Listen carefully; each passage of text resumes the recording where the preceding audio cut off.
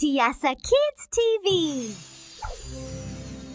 এসো জানি সুরে সুরে।